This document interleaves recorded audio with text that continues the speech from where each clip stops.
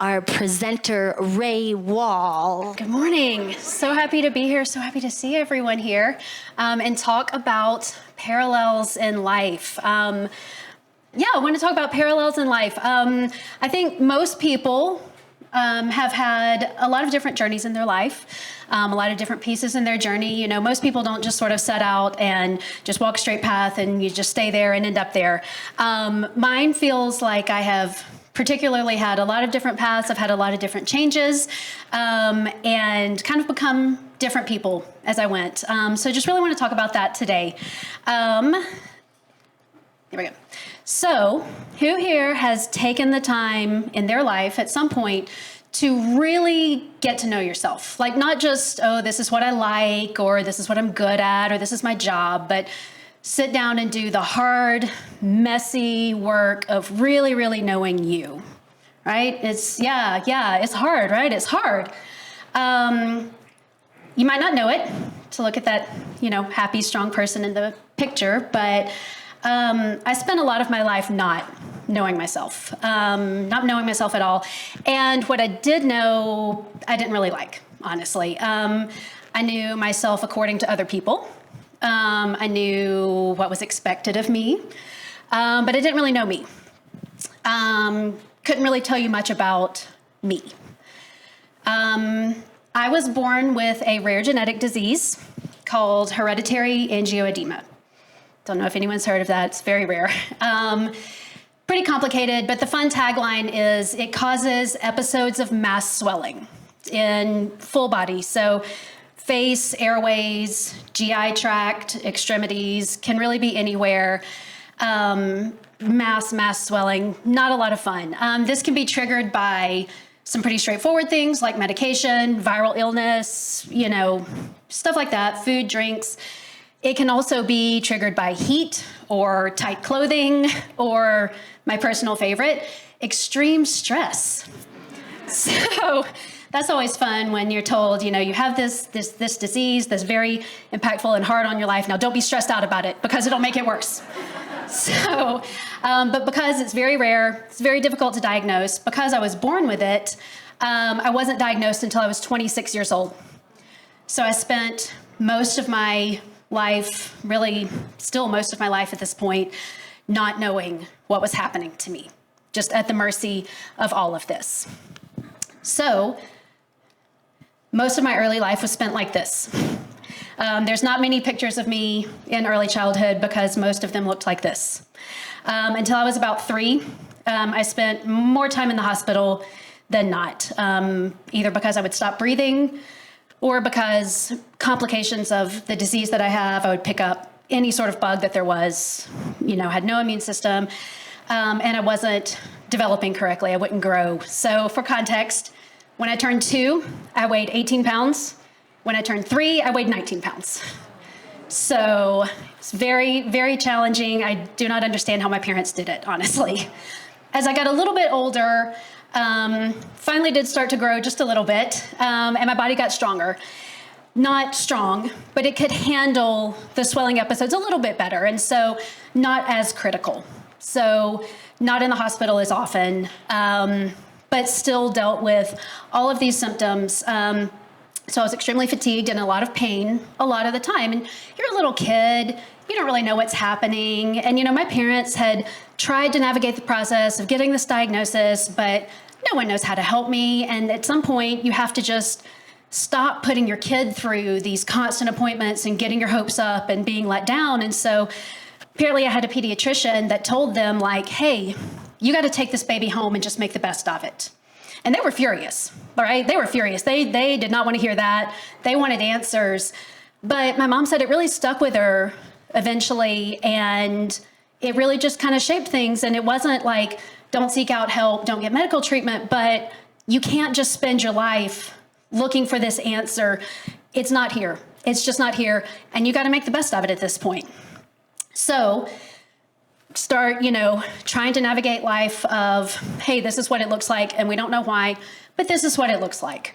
So you're trying to be a little kid, you're trying to make friends, trying to play on the playground, and it didn't really happen for me. I couldn't keep up with other kids, was out of breath all the time, exhausted all the time, And it kind of started to isolate me. And I kind of started to isolate myself, understandably.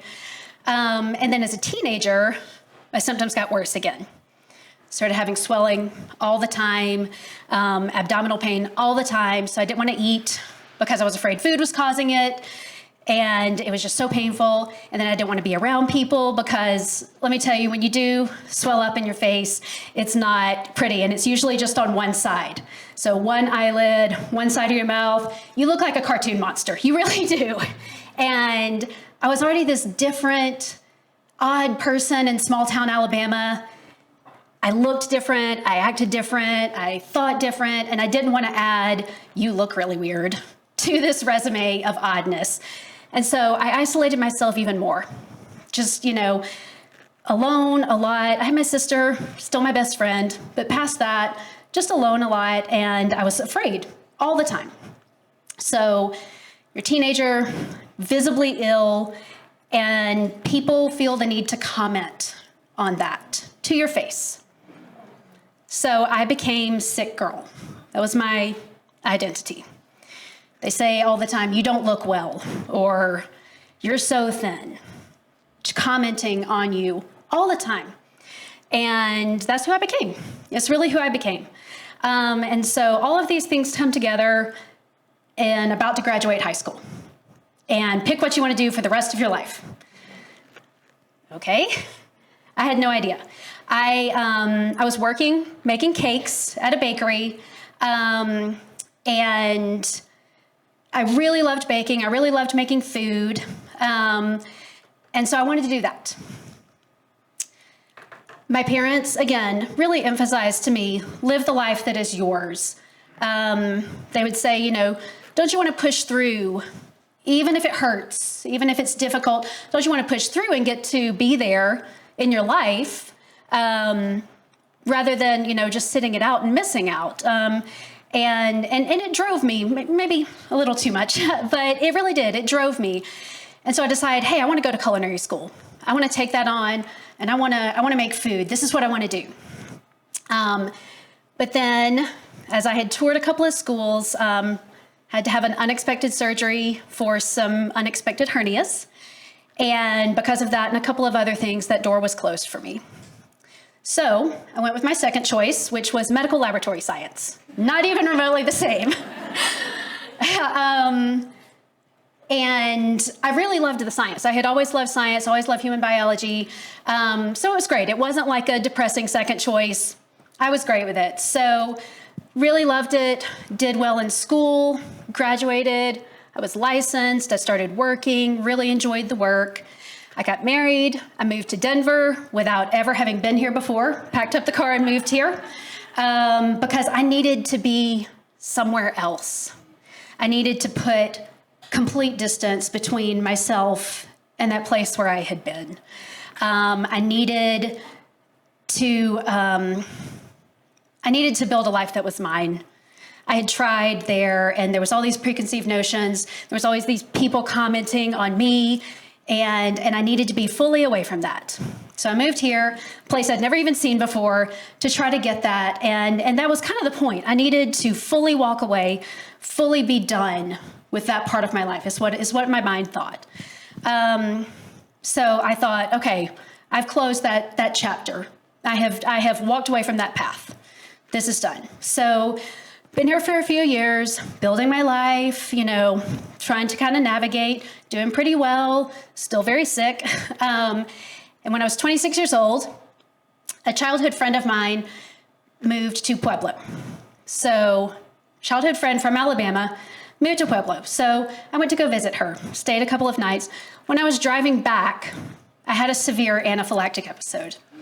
Face swells, throat swells. I'm driving by myself. Between, Pueblo and Denver, or really Colorado Springs and Denver is where it happened. There's nothing, right? There's nothing. And so I got to the closest exit that had sort of stuff there. Thankfully, there was an urgent care. So I went in. They start doing emergent care, call an ambulance, and send me to Sky Ridge Hospital.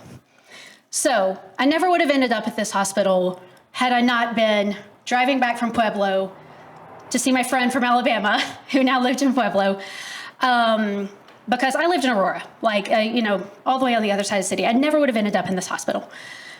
While I was there, admitted, being treated, one of the doctors doing rounds recognized the symptoms of hereditary angioedema and diagnosed me. Within 72 hours, testing had confirmed it, and I had answers. For the first time in my life, I had answers because my friend from Alabama lived in Pueblo and I was driving back. So all of a sudden, I can get treatment. It's not curable, but it's a very treatable disease, as it turns out. So all of a sudden, I have a path forward. So I spent the next year going through different treatment protocols. It's complicated and it's not always fun, but it started landing on some stuff that was really working, and really started to see some improvements. So I desperately wanted to be strong. I had been sick girl my whole life. I wanted to be strong. My mom's a triathlete, so I decided that's what I wanted to do. I was gonna take this on, and I was gonna be strong. So I spent about 6 months training harder than I ever have in my life, every single day, to do this little sprint triathlon. So I don't know if there are any triathletes in the room. Yeah, hi. So a sprint is the shortest distance you can do. It's usually about an 800-meter swim, a 12 to 15-mile bike, and a 5K run. Very short distance. You can do it in a morning. Most people, it's just sort of like a shakeout race or something, or they do it sort of socially. I trained harder than I ever have in my life for this little bitty race. I panicked during the swim and inhaled about half the lake. I coughed it all back up on the bike, and I walked most of the run, most of that little 5K. I walked more than I didn't, and I finished. And I instantly wanted more. It was the hardest thing I've ever done in my life, and I wanted more. Yeah. So these are my pictures from my very, very first triathlon when I was still, still not doing really well, and still very underweight, and still pretty sick, and I did it. So for the next year, I wanted more. I wanted to do this more. I wanted to do longer distances. So for the next year, I worked tirelessly to build muscle, to gain weight, build my little undersized lungs capacity so we could do longer things. And in that time, it's so much time spent with yourself. You are in the pool or on the trail by yourself for hours and hours and hours and hours. And you can listen to music if you want to or not, but you're still by yourself. You are still spending time with yourself. And somehow along the way, all that time spent by myself, with myself, I got to know me because I was just sitting there with me. And so I got to know me, and I had to, because the trail doesn't care what facade you bring to it. Like that's going to fall away really fast. Like, this is not a pretty process. You spend most of your time kind of dirty and really exhausted, and it doesn't matter, what face you put on. That's going to fall away really fast. And so I got to know me. And to make this goal happen, I had to be honest with myself. Completely and totally honest with myself. And the power that comes with that full honesty with yourself is really immense. Not physical power, mental power. When you just really know you, right? When you just really know you, you can't be touched, honestly. There's nothing anyone can do because you know you. If everything else fell away, you would still be you. You'd be sad, it would be hard, but you would still be you. And I really, really grasped onto that in the process of this training. And I made friends with me. And that's how I've always sort of seen it, is not just sort of like acceptance or positivity or negativity or anything like that. I made friends with me. I reached out and said, hey, let's do this together.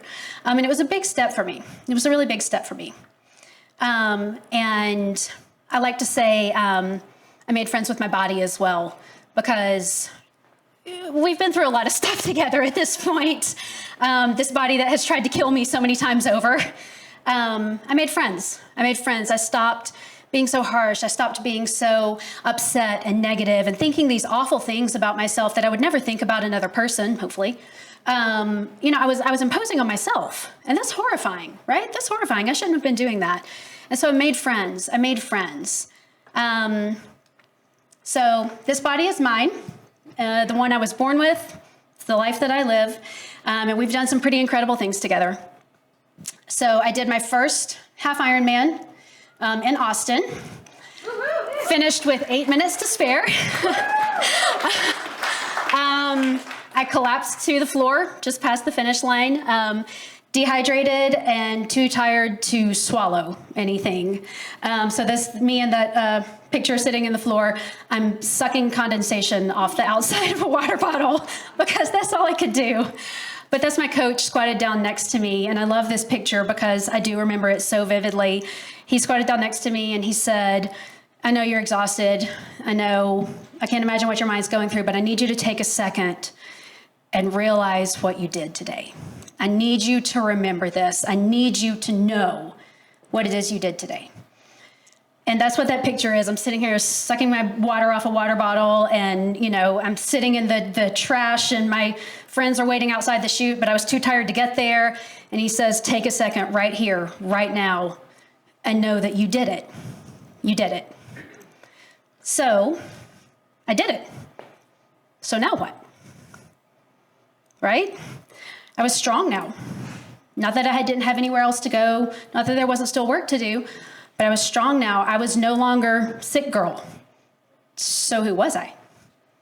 My life was in upheaval, and upheaval is usually carries a negative connotation, right?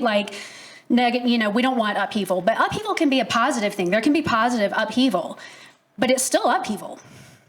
So my life is in upheaval. I didn't know where to go from here. I didn't know who I was again in a lot of ways. But instead of running from it, I had learned to sit with things. I had learned to be still with it. So I sat with it. I stayed in it. Just slow process. I trained for and did another half Ironman. Finally gained about 20 pounds and was doing good. And I realized I could not stay in the medical field any longer.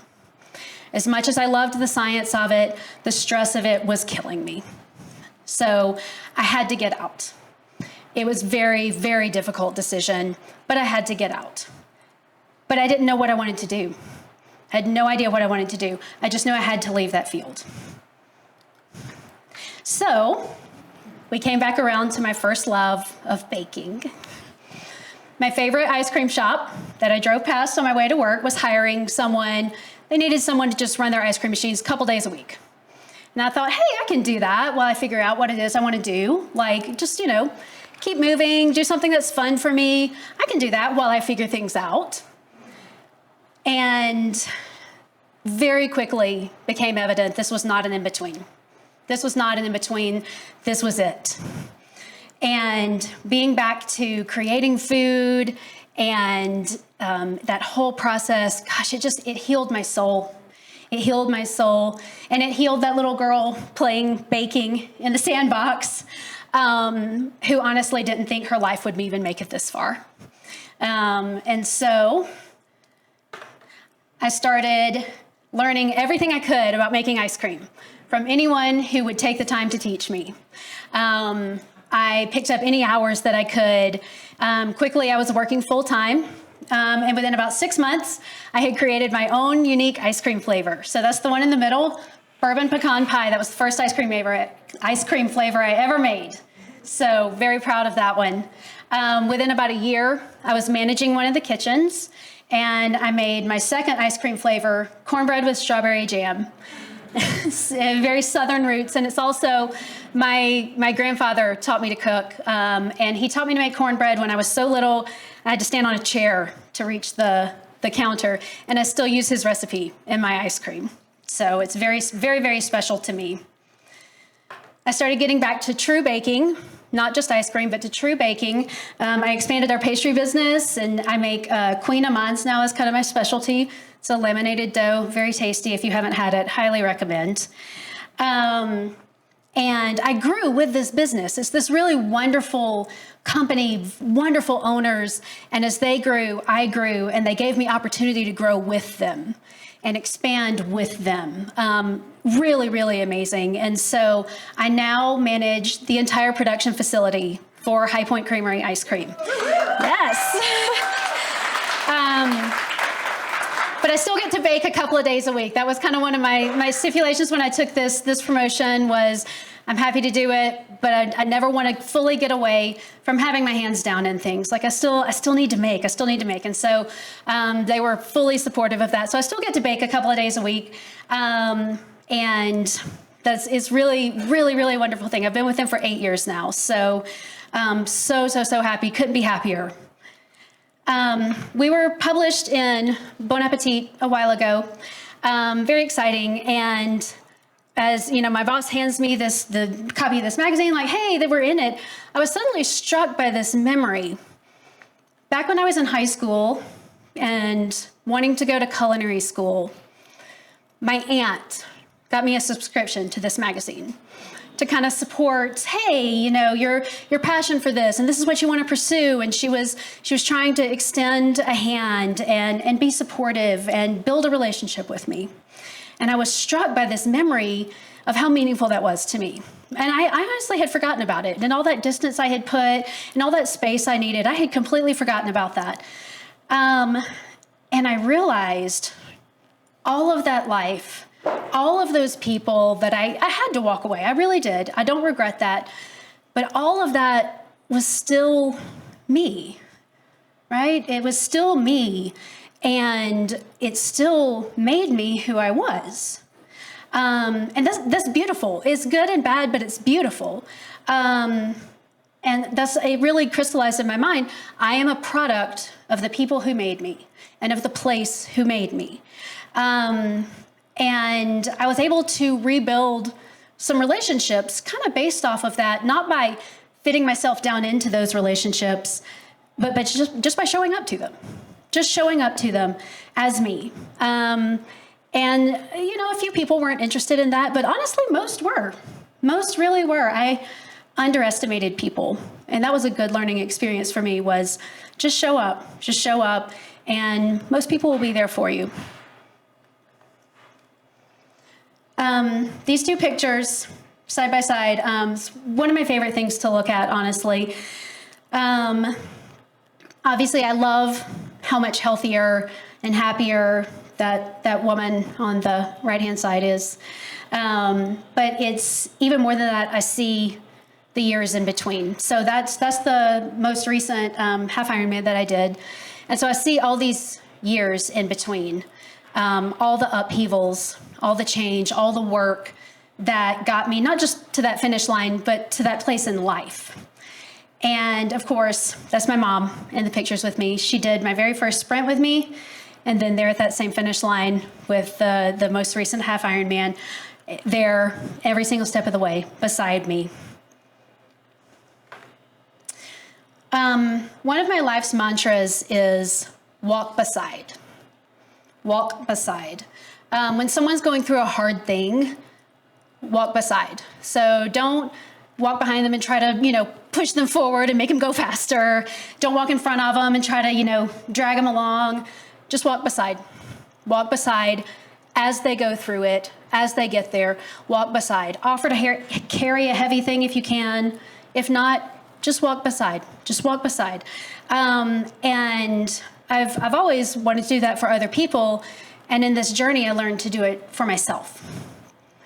To reach out and say, hey, we got this. Let's get there. You and me and me. But I learned to be kind to myself as I would be to a friend. And encourage myself to be better like I would to someone that I love. And call myself out on bad or unacceptable stuff, but in a way that facilitates a healthy relationship and keeps things moving forward. So that's kind of what I want to end on today, is walk beside. Whatever that looks like in your life, for yourself, for other people, just that phrase, that thought of walk beside, and move forward with that. So thank you.